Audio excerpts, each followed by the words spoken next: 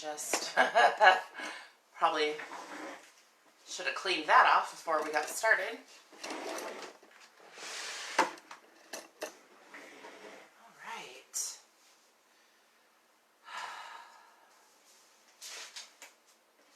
Just hanging out, see if anyone pops on here. Then I'll just go ahead and get started. Hi, Ian. So, today is Monday, the 25th, and if you're like me, you are getting ready for the holiday. I've already been prepping things for our house, and it's going to be super, super awesome. So, my headline, as you can read, pregnant at 40, miscarriage at 40.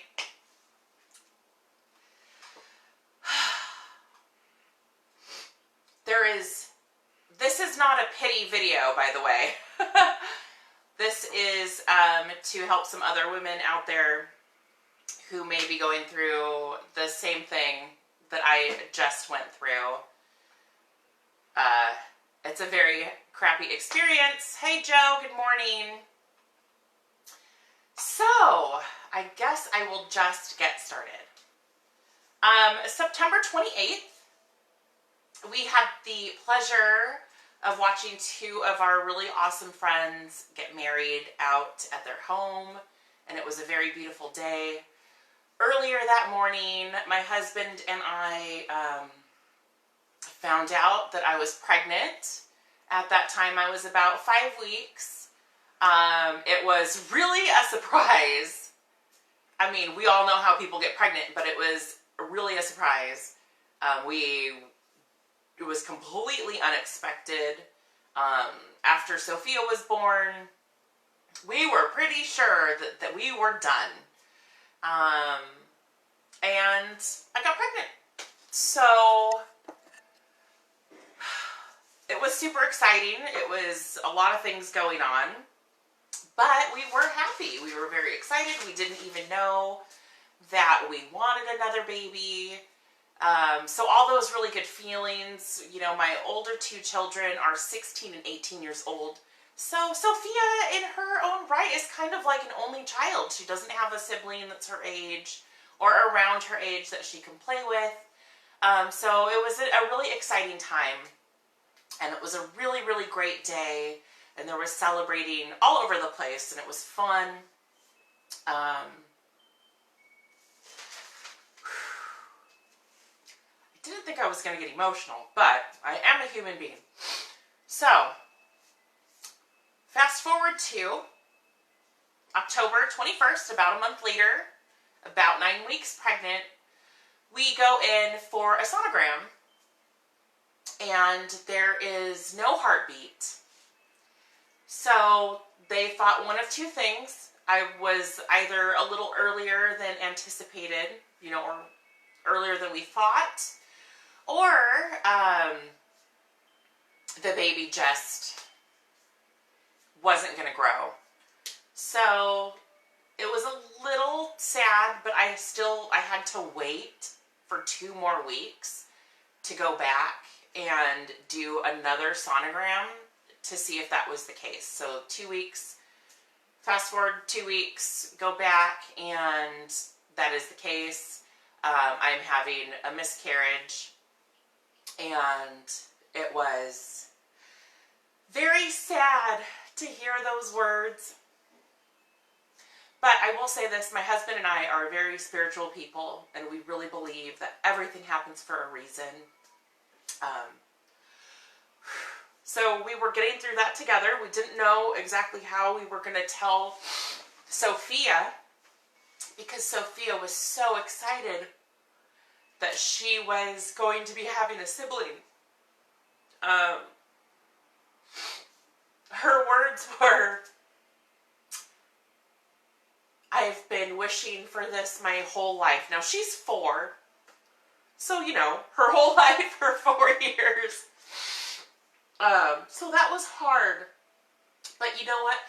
She took it so well.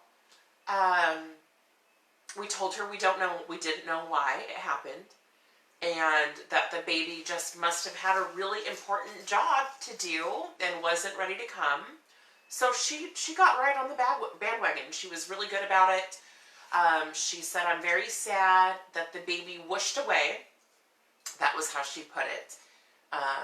But she understood, and so she's been great. Everyone's been great. We have a really huge family, so I apologize for anyone finding out about this way. But really, my inner circle and the people that are the closest to me were the ones that I spoke with and talked to and all that stuff. So I apologize to any of you. It's not for any other reason. Not to offend anyone. It just happened the way it happened. So November 2nd, I wanted to wait after Halloween because I wanted my daughter to enjoy Halloween and I didn't want to be late up. So November 2nd, which was a Saturday, I started a medication called misoprostol. And that basically is a medication that helps put you into labor. And I chose to have my miscarriage at home in the comfort of my own house, around my family, where I could just relax and let nature kind of do what it was going to do. And it was pretty immediate. I will say that I've had to go to the doctors every week since then because we had to make sure that my levels were coming down, and they are. I today got a message, or I got a call from my doctor's office that my levels are down to a 25, which is really good, but it needs to go down to a 5 or below, and for some reason it likes to hang out around 20, so I'll go back December 9th and have another blood test done, and hopefully that'll be the last time I have to do that for this. Now, the purpose of me sharing this with you, as I was going through this entire experience, very early on, it's extremely shocking, and I didn't really know what to do other than to cry. And I cried, let me tell you, I cried. But I didn't know what to do. I didn't know who to talk to. It was a weird thing. It was like, what do I do? You know, I wanted to talk to someone, but I didn't know who to talk to. So in my pregnancy app that I had, there was a section in there for mothers who were either losing a child or having a miscarriage or that kind of stuff. So I went there and I started talking to other women, and I found out more and more that this is a super common thing, but women just don't talk about it. And it made me sad. The longer I was in that group, the more sad I got, because there were all these women in there that were hurting and just suffering and felt like they couldn't speak to anyone outside of that group. So my purpose of this is not for anyone to be sorry. I fully understand that things happen for a reason, and I look at it from a different vantage point, that maybe that egg was corrupted. Maybe, you know, it could have been this, it could have been that. I will say that before I knew that I was pregnant, and I definitely was pregnant, I did have a CT scan with full contrast. Now, if you don't know what full contrast is basically they inject you with radiation that goes throughout your body so the CT machine can see what's going on inside of you. And that probably was the reason that I miscarried, looking back. But I am 40, so I'm older, and the rate of miscarriage goes up extremely once you're over 35.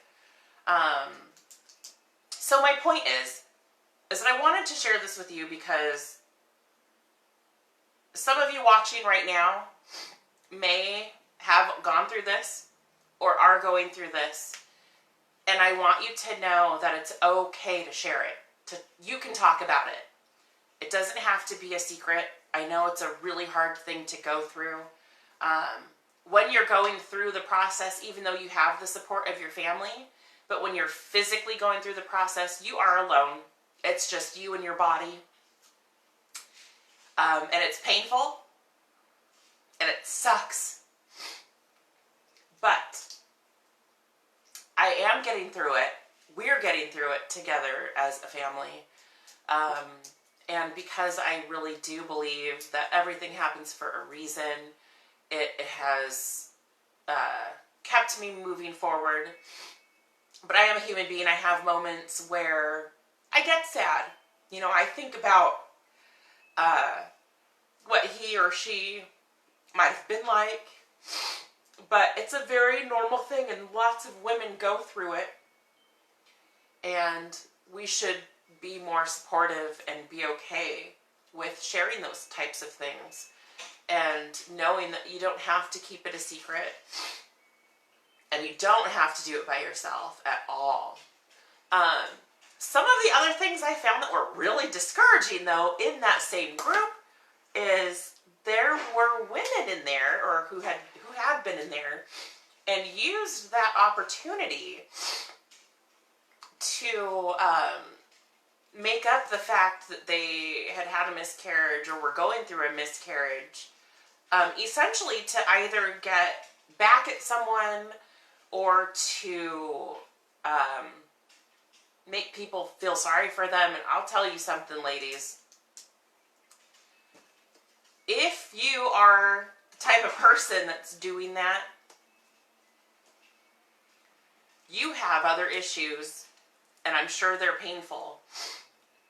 But that is definitely not something that you would, if you've gone through it, you would never wish that on anybody, especially yourself. And using that situation or a story like that to get sympathy is a horrible thing. But I want to wish you a lot of positive healing energy, because anyone that would do something like that obviously has other things going on. But I was very shocked to find out how many women lied about that. And let me tell you something. It's not an overnight thing like, oh, I lost my baby, I'm done, moving on. My role in this started November 2nd. No, it started before that. It started October 21st when I found out that there was no heartbeat. And it is now November 25th, and I still have to go to the doctors and get my blood drawn. So it's not... Please don't use this as a way or a means to get back at somebody. But, like I said before, my purpose of this video was to let other women know that it's okay. It's okay to hurt. It's okay to cry. You're going to feel alone. And if you're watching this, or you do watch this, and you're going through this, or God forbid in the future that you go through this, please know that you can reach out to me anytime, day or night. I am here to answer questions or to just listen. It's a very sad thing to go through. But I'm doing well. I really am. I know I got teary-eyed on here. It's an emotional thing to talk about. It's normal. I would be a fucking robot if I didn't have any emotions about this. So what do we do from here? How do you move on? You know, we just do the best we can. You surround yourself with really positive people. You live positively. You say positive things about yourself. I give myself words of encouragement all the time. I use affirmations and mantras, and I meditate, and I do yoga, and I really focus on healing my body. I take supplements. You guys see me in my stories. I don't talk about it so much on my page, but I use things to make myself healthier. And the truth of the matter is, all my blood work is actually, even though I'm overweight, my blood work has never been better in my entire life. I'm off of all prescription medications. I rarely take anything over the counter. So I'm really, really healthy. So these things happen, and don't beat yourself up. It's not your fault. No one knows why these things happen. There's no way to ever know why these things happen, but I want you to know it's not your body failing you. It's just a part of life, and sometimes life is hard and it throws things at us that are painful and hurt, but we learn from them and we move on, and hopefully you're using those experiences as lessons, even though lessons sometimes suck, but they do make you a better person. And I just wanted to come on here and share with you. Maybe I'm oversharing, but I really feel like it's important for other women to know that it's okay. And if you're going through it, or someone has gone through it, or you know someone going through it, just be there for them. Sometimes people feel like they don't know what to say. Hell, I wouldn't know what to say if one of my friends, I mean, I do now because I've gone through it, but before I wouldn't know what to say either. You know, most people just say, I'm sorry. And that's all right. But don't be afraid to reach out to someone. Don't be afraid to reach out to someone who's gone through it and doesn't have children yet. Don't be afraid that by you having children, it might make them sad seeing your children. It might, but the absence of you not being there around is also really hurtful. So just reach out. Let someone know you love them. Life goes on. The day moves forward. And we got to do what we got to do. So I don't know what the future holds for us. But I am excited for whatever it does bring. And I hope you guys have a really, really awesome day. And just be there for each other. Just really be there for each other. You never know what someone else is going through. Sometimes just saying hi. So for those of you who thought maybe I was like just not around or messaging, I just was going through some shit, and physically I couldn't do some things. So I'm back, and I did release a book in the middle of all of this, which kind of helped take the focus off of what I was going through in moments. So yeah, you guys are super awesome for coming on here and listening to me and letting me share with you. Thank you for embracing me.